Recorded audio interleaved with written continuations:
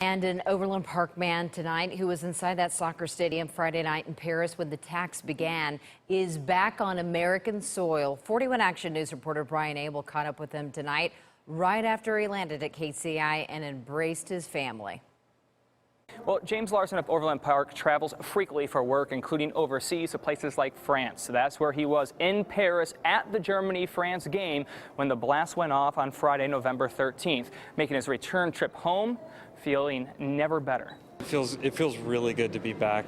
I'm incredibly tired. With good reason. Overland Park resident James Larson left Thursday for Paris, arriving there Friday morning, now back in the U.S. as of Sunday afternoon. While in France, the unthinkable. A coordinated attack with multiple shooters and suicide bombers as France took on Germany in soccer. Larson watching the match when some of the detonations went off just outside the gates. Everything becomes speculation.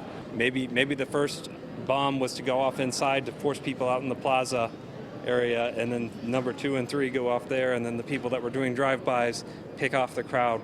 Despite the chaos and terror outside, Larson says he also witnessed bravery and compassion when finding shelter with a half a dozen others. It was women and children inside and men guarding the outside. I could tell there was a sense of unity of the people that there because we all went through something. The replay of events and what-ifs have equated to only about 4 hours of sleep since landing in Paris. The first bomb, I think they said it was Gate J, and that was the gate that I entered in. And so if his goal was to get in the stadium. If the bomber was successful, this may not have happened.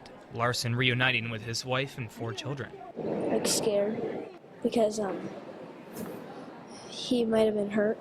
Back home, a message for anyone afraid to travel. If you let people that do bad things make your decisions for you, you give them a lot of control that they don't really need. And Larson might be heeding his own advice. He is considering a trip right back to Paris next month.